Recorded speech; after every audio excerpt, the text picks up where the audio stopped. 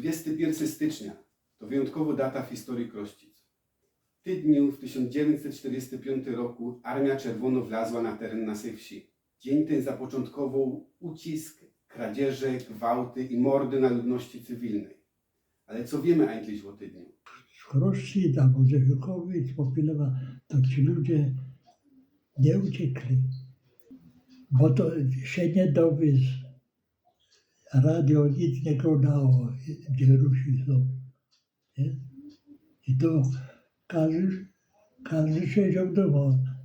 Ja. My byli przygotowani na wyjazd karetką, ale obecnie Munich, Franz, tam gdzie on teraz mieszkał, Kaniut. I ten obiecał, że on nas weźmie mieć. Dobrze, my z karetką, ale czego my, aż Munek się zgłosił. Munek się nie zgłosił.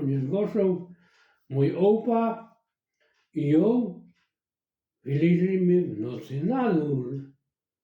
Panu do Munka nie musimy jechać. Opa powiedział, Rusi już tu są. Tu z lasa, z kupu przyjechali. To my widzieli te kuniki małe. Mieli takie kuniki na ci Rusi. No a potem wymienili te kuniki. Do gospodarzy szli całe góry. Na przykład teraz u Munka. Tam miał 4 konie. Liza, loty, lory, floki. No, to zabrał wszystkie, prawie tam na mocno ostawił. Bo tak nie zaprzęgał ją i to ostawili mu to, a tamte wszystko pobrali. Ostrzegali nas, niemieckie wojsko było, wenn sie flüchten wollen, to aber schnell. Denn die Russen hört man schon. Sind Ja, bo nicht mehr słychać weiter. jak już strzelali. To jest ostatni część chorych zostało, to postrzelali gdzieś.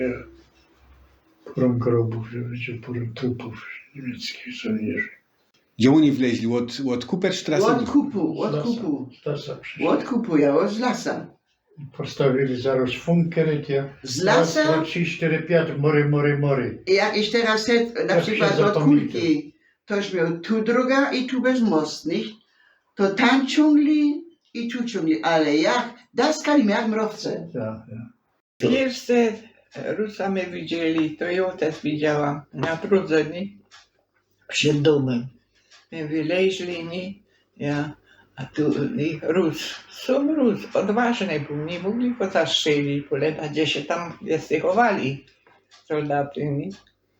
No odważny, no ale karabin, wiesz, naładowany, nie? Szukali Niemców, nie? Ja, gdzie soldata, nie? Kryli się tam, potem złapali i zastrzelili też, nie? Się kryli tam. Humana też byli 2, to ich też to zastrzelili. Gdzie soldat, nie? Nie ma ojciec chudu, on coś umiał coś po rusku. I kolko w Rymie. To jest na zegarek, nie? Ja. Którą godzina się pytał. No ojciec wyciąg, to on miał nie na ręce, no fajny złoty zegarek, już ino miał na łańcuszku, wie? Wyciąg, zaglądał, dawaj suda. Potem to pamiętał, dawaj suda, nie? I już po zegarku. Ciągło tego masowo i bezkwaśno. Na wozach, konie i wozy, nic innego. Pierwsza grupa to byli żołnierze frontowi. Oni mieli zadanie, oni mieli od strony swoich dowódców konkretne zadanie, czyli zająć rubież. Oni nie mogli zajmować się plądrowaniem, mając rozkaz, ty nie możesz innych rzeczy wykonywać. Więc oni przyszli, chcieli jeść, szybko pojedli i szli dalej. I do tych nie mamy pretensji. Nawet ojciec miał takiego przyjaciela, to był Franz Warzecha, mówił. Franz Warzecha. On mówił kolegom z tymi Rusami, je prima, nic lichego nie zrobili.